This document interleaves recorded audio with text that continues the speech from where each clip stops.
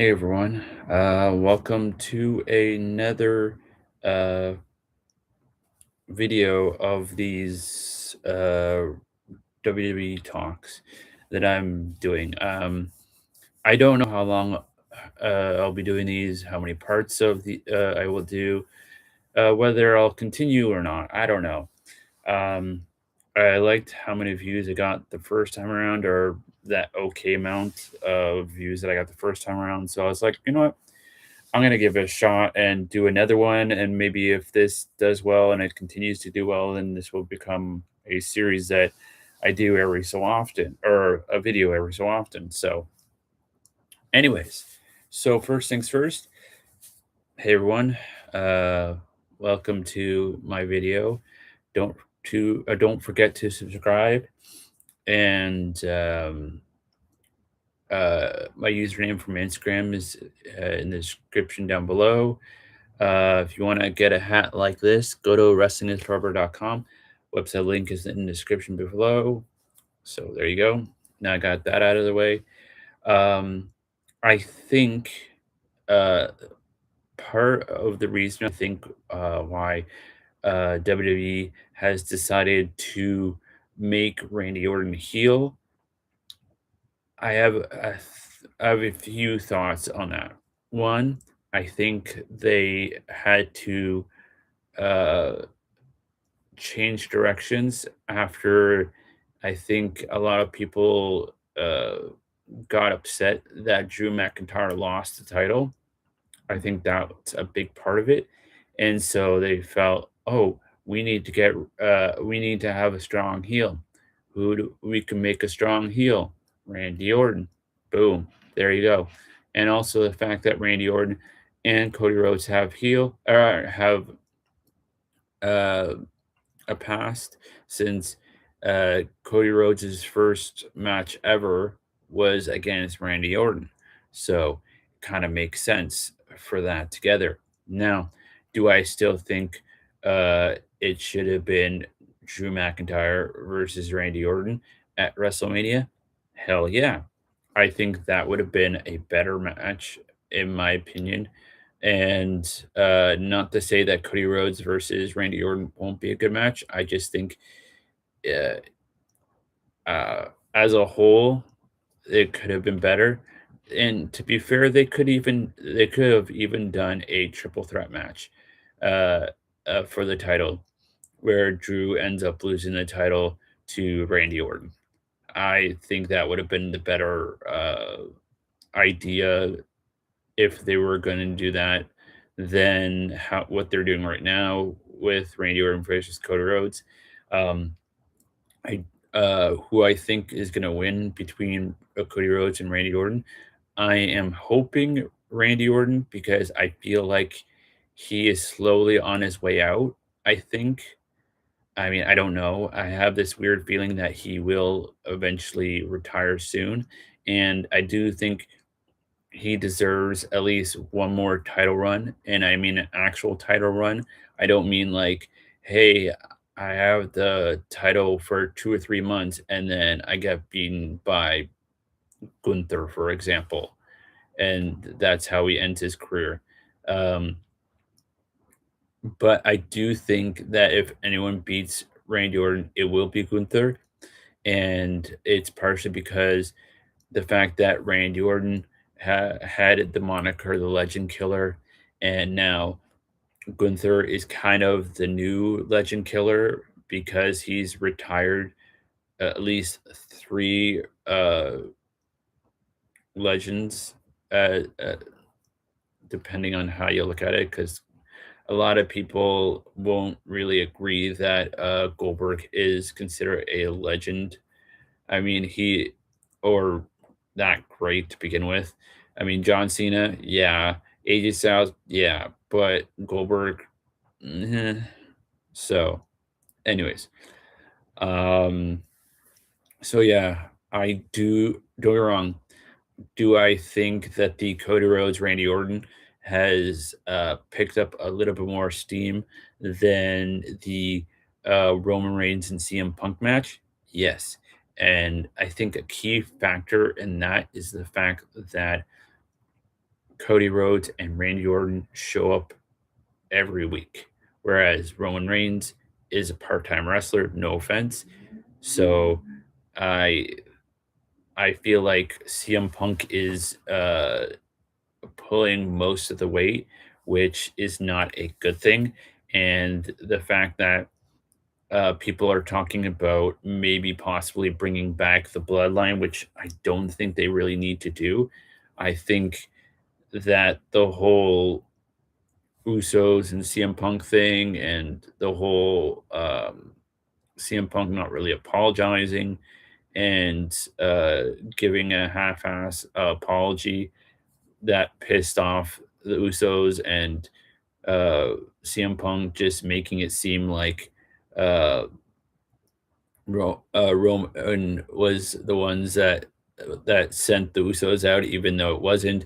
And you could clearly see that if you watched the show because of the fact that Jimmy Uso was the one that was like, wait a second, we need to actually do something about this because this is disrespectful to our family. So, yeah, come on. So it was kind of like a, I don't know.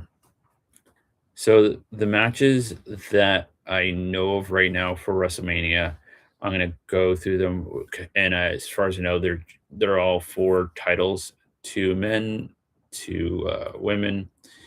Um, so yeah, Cody Rhodes versus Randy Orton. Who I want to win, Randy Orton. Who I think is gonna win, because they're not gonna just have Cody Rhodes win the title and then lose it a few weeks later. I think Cody Rhodes will keep the title, even though I don't want him to win. Um, CM Punk versus Randy Orton. Sorry, CM Punk versus Roman Reigns. Um, I would like if, and this is only if Roman Reigns uh stops this part-time stuff and can becomes comes back full time. And I'm not saying he has to wrestle every single week, but I feel like he has to show up more than he is. Like even if he just does like promo here, promo there, I feel like even that would be better than what he's doing right now. And I know he has that that thing I forget what it's called. I get that, and that is the reason why he's doing this part time wrestling. But I feel like if he came back a little bit more often, I feel like this feud between CM Punk and Roman Reigns, or yeah, Roman Reigns and CM Punk, I feel like that would be a lot better. But like I said, I feel like CM Punk is putting more effort into it than Roman Reigns is. So in my opinion, like I said, if Roman Reigns is going to come back and he's not just gonna be a part timer, he's going to be here more often, then I see Roman Reigns possibly winning. But if he's not and he's just going to continue to be this part timer, then I would say CM Punk will retain the title, in my opinion. Uh, s- and also the fact that I don't, if I remember correctly, I don't think CM Punk has really had the title for that long. So it'd be, but I will say that if he loses the title anywhere, it would be at WrestleMania and not some second tier PLE or pay per view, whatever you want to call it. Okay, now Liv Morgan versus Stephanie Vicaire.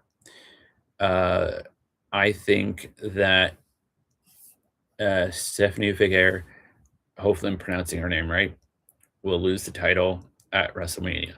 I think she has held the title long enough that she won't be considered a part-time or not part-time, a paper champion, because she has had the title for more than a few months. So I feel like that helps that out. And also, I feel like this could help uh, Stephanie and Raquel have that feud that they desperately need to have to get that out of their systems or get it out of the WWE system. So then Raquel can focus on becoming a WWE Women's Champion. So, yeah, I think Liv Morgan will become champion, and this will help out the Judgment Day. Um, I also think that between Jade Cargill and Rhea Ripley, I think Rhea Ripley's going to win. And part of me is just because of the fact that if what the rumors are true and that Jade Cargill is not well liked in the locker room, then it feels more likely that Rhea Ripley would win the title. And also the fact that they broke up the tag team between Rhea Ripley and Io Sky.